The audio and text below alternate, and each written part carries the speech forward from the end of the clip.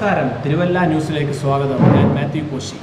കേരള നിയമസഭയിലെ 140 ജനപ്രതിനിധികളെ തിരഞ്ഞെടുക്കുവാനുള്ള തെരഞ്ഞെടുപ്പ് ഏതാനും ദിവസങ്ങൾ മാത്രം ബാക്കി. കേരളം ആകാംക്ഷയോടെ കാത്തിരിക്കുന്ന തിരുവല്ല നിയോജക മണ്ഡലത്തിലെ ഐക്യജനാധിപത്യ മുന്നണിയുടെ സ്ഥാനാർത്ഥിയായ അഡ്വക്കേറ്റ് വർഗീസ് മാമൻ സാറിൻ്റെ കൂടാണ് നാം ഇപ്പോൾ ഇരിക്കുന്നത്. സാറേ നമസ്കാരം. നമസ്കാരം. ഇതൊരിക്കൽ UDF കോട്ടയായിരുന്നു. PC തോമസ് സാറും മാമൻ മത്തായി സാറിൻ്റെയൊക്കെ കോട്ടയായിരുന്നു. എന്നാൽ കഴിഞ്ഞ 20 വർഷങ്ങളായിട്ട് കോട്ട എതിർ ക്യാമ്പിലാണ്. കോട്ട തിരിച്ചു പിടിക്കുമോ? എങ്ങനെയാണ് അതിനുള്ള പദ്ധതി? ഓട്ടോറിക്ഷ എന്ന ചിഹ്നത്തിന് അതിനുള്ള പങ്കെടുത്താണ്. ഇതിപ്പോഴും തിരുവല്ല UDFൻ്റെ കോട്ട തന്നെയാണ്. കേവലം ചില പ്രത്യേക സാഹചര്യത്തിൽ നിയമസഭാ ഇലക്ഷനിൽ 4 തവണ LDF സ്ഥാനാർത്ഥി ജയിച്ചു എന്നുള്ളത് വിളിച്ചാൽ ഏറ്റവും അവസാനം നടന്ന പാർലമെൻറ്റ് തെരഞ്ഞെടുപ്പിലും UDFിനെതിരെ 13,000 വോട്ടിൻ്റെ മേൽക്കൈയാണ്. തദ്ദേശ സ്വയംഭരണ സ്ഥാപന തെരഞ്ഞെടുപ്പിൽ മുനിസിപ്പാലിറ്റി അടക്കം 9 പഞ്ചായത്തുകളും UDF ഭരിക്കുന്നു. 7,500 വോട്ടിൻ്റെ മികവാണ് തദ്ദേശ സ്വയംഭരണ സ്ഥാപന തെരഞ്ഞെടുപ്പിൽ തിരുവല്ല UDF. ഓട്ടോറിക്ഷ ഏറ്റവും സാധാരണക്കാരൻ്റെ ചിഹ്നമാണ്. ഞങ്ങൾ സാധാരണക്കാരനോട് താതാത്മ്യപ്പെടാനാണ് ആഗ്രഹിക്കുന്നത്. അതുകൊണ്ട് പാർട്ടിയുടെ ചിഹ്നമായ ഓട്ടോറിക്ഷ എൻ്റെ ഐശ്വര്യ ചിഹ്നമായിരിക്കും.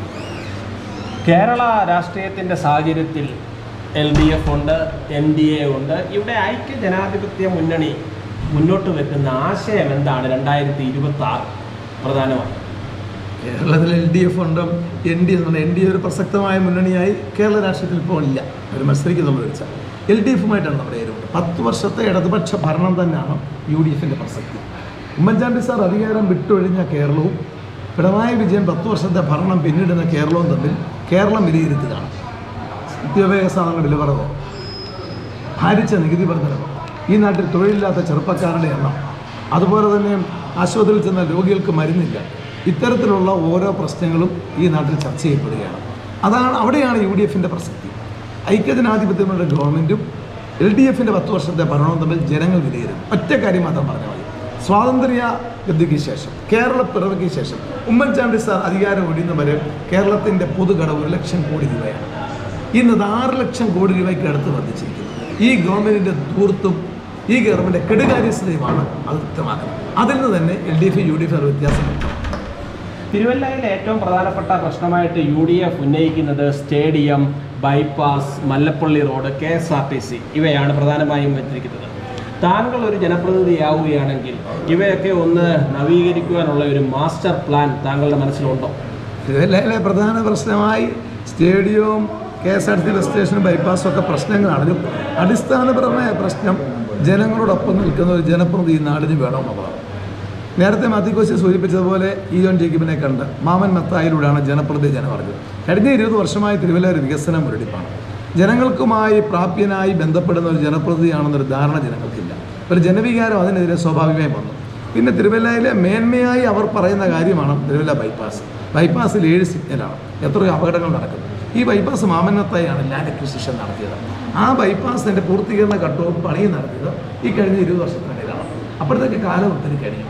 ഒരു 25 വർഷത്തെ പ്ലാനിങ് മുമ്പോട്ടായിരുന്നെങ്കിൽ ഒരു പബ്ലിക് സ്റ്റേഡിയം തൊട്ട് അണ്ടർപാസും അത് കഴിഞ്ഞ് പബ്ലിക് സ്റ്റേഡിയത്തിലേക്ക് വരുന്ന ഭാഗത്ത് ഇത് എലിവേറ്റർ ഹൈവേ ആക്കിയിരുന്നെങ്കിൽ ഇത് ബൈപ്പാസ് പൂർണ്ണമായും. നാളെ ഈ ചെയ്ത പദ്ധതിയിലൊന്നും കൂടുതൽ റെക്ടിഫിക്കേഷൻ ചെയ്യാൻ കഴിയില്ല. ഇതിന് ബദലായി എന്താ ചെയ്യാൻ പറ്റുന്നത് അതാലോചിക്കും. ബൈപ്പാസ് എന്നുള്ളത് KSRTC ബസ് ടെർമിനൽ 1 ലക്ഷം സ്ക്വയർ ഫീറ്റിനടുത്ത് സ്ഥലം ബിൽഡപ്പ് ഏരിയയാണ്. 30,000 സ്ക്വയർ ഫീറ്റിൻ്റെ സ്ഥലമേ ഉപയോഗിക്കുന്നുള്ളൂ.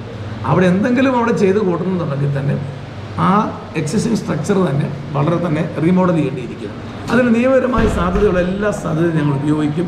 KSRTC കോംപ്ലക്സ് നിലവിലുള്ള ബിൽഡിംഗ് നഷ്ടപ്പെടാതെ എങ്ങനെ അത് ഭംഗിയാക്കി തീർക്കാം, ഒരു പീപ്പിൾ ഫ്രണ്ട്ലി ആക്കി തീർക്കാം, ജനങ്ങൾക്ക് പ്രയോജനപ്രദമായി തീർക്കാം എന്നതിനെക്കുറിച്ച് ഞങ്ങൾ പഠിക്കും. മൂന്നാമതായി ചോദിച്ചത് സ്റ്റേഡിയത്തിൻ്റെ കാര്യമാണ്.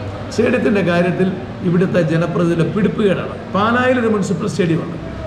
50 കോടി രൂപയാണ് കഴിഞ്ഞ 5 വർഷക്കാലമായി സംസ്ഥാന സർക്കാർ മുടക്കിയത്. ഈ കഴിഞ്ഞ ബഡ്ജറ്റിലും 20 കോടി രൂപ മുടക്കിയെന്ന് പറഞ്ഞു. പക്ഷേ വെച്ചിരിക്കുന്ന ടോക്കൺ എമൗണ്ട് 100 രൂപയാണ്. ഇത് പറഞ്ഞ് ജനങ്ങളെ പറ്റിക്കുകയല്ല ഞങ്ങൾ ചെയ്യുന്നത്. ചെയ്യാനൊക്കുന്ന കാര്യം യാഥാർത്ഥ്യമായി ജനങ്ങളോട് പറയും. തിരുവല്ല പബ്ലിക് സ്റ്റേഡിയം ഒരു അന്തർദേശീയ നിലവാരമുള്ള സ്റ്റേഡിയം, കേവലം സർക്കാർ ഫണ്ട് കൊണ്ടല്ല. ഇത് PC തോമസ് പൊതുജനങ്ങളിൽ നിന്നും വിദേശ മലയാളികളിൽ നിന്നും പണം സംഭരിച്ചുണ്ടാക്കിയ സ്റ്റേഡിയമാണ്. അത്തരത്തിൽ ഒരു ജനങ്ങളുടെയും സർക്കാരിൻ്റെയും ഒരു സംയോജിത പദ്ധതിയായി ഈ സ്റ്റേഡിയത്തെ ഏറ്റെടുക്കണമെന്നാണ് ഇപ്പോൾ ഞങ്ങളുടെ മനസ്സിലുള്ള ആശയം. തിരുവല്ലയുടെ കോൺടസ്റ്റിൽ മത സാമുദായിക നേതാക്കൾ UDFന് എത്രത്തോളം സ്വാധീനം ചെലുത്തുന്നുണ്ട്, അവർ നിങ്ങൾക്ക് സപ്പോർട്ട് ചെയ്യുന്നുണ്ടോ എന്നുള്ളതൊന്ന് പറഞ്ഞാൽ. ഞാൻ തിരഞ്ഞെടുപ്പ് രാഷ്ട്രീയമായി ആശയപരമായി നേരിടുന്നത് മതസാമുദായിക നേതാക്കൾ ആരൊക്കെ എന്നോട് നിൽക്കുന്നു, ആരൊക്കെ UDF നിൽക്കുന്നത് ചോദ്യത്തിന് തന്നെ പ്രസക്തിയില്ല. മതാടിസ്ഥാനത്തിലും ജാതി അടിസ്ഥാനത്തിലും ഈ തിരഞ്ഞെടുപ്പിനെ കാണുന്നത് ശരിയല്ല. ഇന്ത്യ ഒന്നാണ്, ഇന്ത്യയിലെ ജനങ്ങൾ ഒന്നാണ്. അതാണ് ഈ ദേശം നൽകുന്ന സന്ദേശം. ആ ഗാന്ധിയൻ തത്വം വിശ്വസിക്കുന്ന ഒരാളാണ് ഞാൻ. അതുകൊണ്ട് ഒരു കാരണവശാലും മതാധിഷ്ഠത്തിലോ സാമുദായിക അടിസ്ഥാനത്തിലോ വോട്ട് പിടിക്കാനോ അതിന് ഏതെങ്കിലും അവരുടെ നേതാക്കന്മാരെയോ മതമേലധ്യക്ഷന്മാരെയോ ഉപയോഗിക്കാനോ ഞാൻ ഒരു ശ്രമം നടത്തിയിട്ടില്ല, ഇനിയോട്ട് നടത്തുകയില്ല. പത്തനംതിട്ട ജില്ലയിലെ തിരുവല്ലയിൽ 1000 പുരുഷന്മാർക്ക് 1084 സ്ത്രീകൾ വോട്ടർമാരുണ്ടെന്നാണ് പറയുന്നത്. അപ്പോൾ തിരുവല്ല നിയോജക മണ്ഡലത്തിലെ സ്ത്രീകളോടെ താങ്കൾക്ക് എന്താണ് പറയാനുള്ളത്? സ്ത്രീ സുരക്ഷയുടെ കാര്യത്തിലും സ്ത്രീകൾക്ക് കൊടുക്കേണ്ട അവകാശങ്ങൾ UDF ഇന്ന് മുമ്പിലാണ്. 5 ഗ്യാരണ്ടി രാഹുൽ ഗാന്ധി പറഞ്ഞിരിക്കുന്നു. അതിൽ പ്രധാനപ്പെട്ട 3ാമത്തെ ഗ്യാരണ്ടി കേരളത്തിലെ എല്ലാ സ്ത്രീകൾക്കും KSRTC ബസ്സിൽ സൗജന്യ യാത്ര. സ്ത്രീകൾക്ക് അതിലുള്ള സന്ദേശം. ഇത് കൂടാതെ കോളേജുകളിൽ പഠിക്കുന്ന പെൺകുട്ടികളെല്ലാം കുറഞ്ഞു വരികയാണ്. അതിനൊരു പ്രോത്സാഹനം തമ്മിൽ കോളേജിൽ പഠിക്കുന്ന മുഴുവൻ പെൺകുട്ടികൾക്ക് പ്രതിമാസം 1000 രൂപ ഗവൺമെൻറ് സ്റ്റൈഫൻഡ് കൊടുക്കാൻ പോകാം. ഇത് ഞാനിവിടെ നിന്ന് പറയുകയില്ല. തെലങ്കാനയിൽ രേവന്ത് റെഡ്ഡി ഗവൺമെൻറ് നടപ്പിലാക്കി, കർണാടകയിൽ സിന്ദരയ്യ ഗവൺമെൻറ് നടപ്പിലാക്കി, കോൺഗ്രസ് അധികാരത്തിലെ ഗവൺമെൻറ്റൊക്കെ രാഹുൽ ഗാന്ധിയുടെ ഗ്യാരണ്ടി നടപ്പിലാക്കി. കേരളത്തിലെ 2 പ്രധാനപ്പെട്ട ഗ്യാരണ്ടി എടുത്താണ്. അത് 2 വനിതകൾക്ക് വേണ്ടിയുള്ളതാണ്.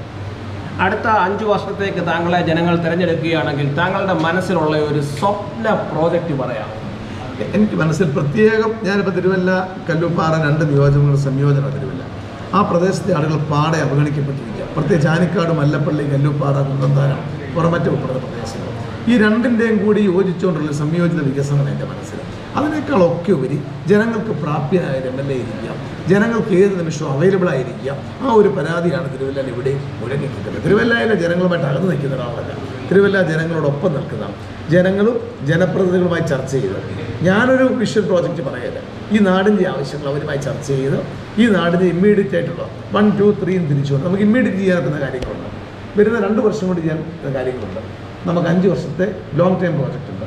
അത് തിരഞ്ഞെടുപ്പിന് ശേഷം MLA ആകുകയാണെങ്കിൽ എല്ലാവരുമായിട്ട് ആലോചിച്ച് നല്ല ഒരു മത്സരമായിരിക്കുമെന്ന് കരുതുന്നു. LDF, UDF, NDA മുന്നണികളിൽ താങ്കൾ എങ്ങനെയാണ് വ്യത്യസ്തനാകുന്നത് ഒരു സ്ഥാനാർത്ഥി എന്ന നിലയിൽ? എൻ്റെ പൊതുജീവിതം 40 വർഷമായി തിരുവല്ലയിൽ നടന്നിട്ടുണ്ട്. ഞാൻ സ്കൂൾ വിദ്യാർത്ഥി വിദ്യാർത്ഥി വന്നതാണ്, കോളേജ് വിദ്യാർത്ഥി രാഷ്ട്രത്തിൽ വന്നതാണ്. ഐക്യജനാധിപത്യ മുന്നണിയുടെ ഏറ്റവും എൻ്റെ പാർട്ടിയുടെ ഏറ്റവും വാർഡ് തലത്തിൽ പ്രവർത്തിച്ചാണ് ഇന്ന് UDF ജില്ലാ ചെയർമാനും പാർട്ടിയുടെ ജില്ലാ പ്രസിഡന്റുമാരും. കഴിഞ്ഞ ആൻഡുവാനിയുടെ തിരഞ്ഞെടുപ്പിൻ്റെ ഇലക്ഷൻ കമ്മിറ്റി ചെയർമാനാണ്. ഈ സ്ഥാനങ്ങളിലൊക്കെ കടന്നു വന്ന എന്നെ സംബന്ധിച്ചിടത്തോളം അത് MLA ആകുന്നൊരു മോഹത്തിൻ്റെ പേരിലാകുന്നതല്ല, പാർട്ടിയും മുന്നണി ഏൽപ്പിച്ച ഒരു നിയോഗമാണ്. തീർച്ചയായും 100% വിജയിക്കുമെന്നും ജനങ്ങളൊപ്പം ഉണ്ടെന്നുള്ള ഉറച്ച ബോധ്യം എനിക്കുണ്ട്. തിരുവല്ലയിൽ ഒത്തിരി ചെറുപ്പക്കാർ നാട് വിട്ടു പോവുകയാണ്. അവരെ ഇവിടെ നിന്ന് നിർത്താനുള്ള പദ്ധതികൾ വല്ലതും ഉണ്ടോ? സർക്കാർ ജോലികൾ കൊടുക്കുവാനോ അങ്ങനെ എന്തെങ്കിലും തൊഴിൽ സ്കിൽസോ താങ്കളുടെ മനസ്സിലുണ്ടോ? മൈഗ്രേഷൻ ഏറ്റവും വലിയ പ്രശ്നമാണ്.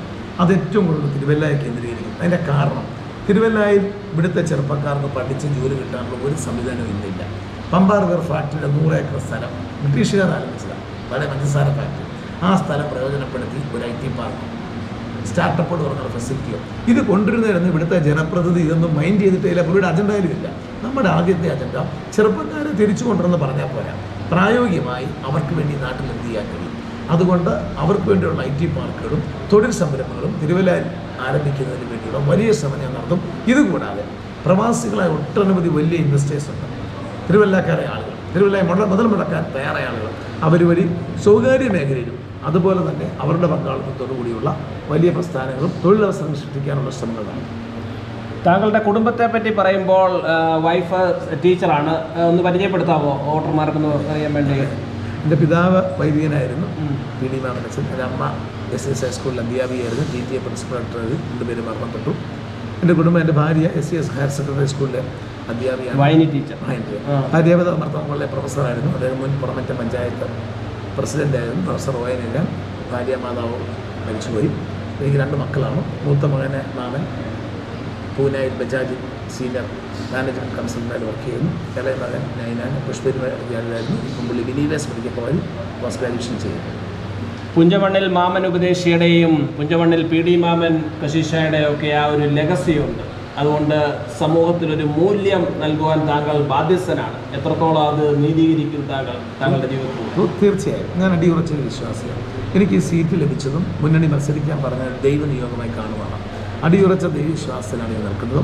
തീർച്ചയായും ആ മൂല്യങ്ങൾക്ക് ഒരു കുറവും തട്ടാതെ മാത്യു പറഞ്ഞതുപോലെ പാരമ്പര്യത്തിൽ നിന്നുകൊണ്ട് തന്നെ ഈ നാടിന് വേണ്ടി സത്യസന്ധവും നീതിപൂർവ്വമായി പ്രവർത്തിക്കാൻ കഴിയുന്നതാണ് എൻ്റെ വിശ്വാസം. നമ്മളിത് അവസാനിപ്പിക്കുകയാണ്. അവസാനമായി തിരുവല്ലക്കാരോടെ ഒരു ഒറ്റ വാചകത്തിൽ എന്താണ് താങ്കൾക്ക് പറയാം?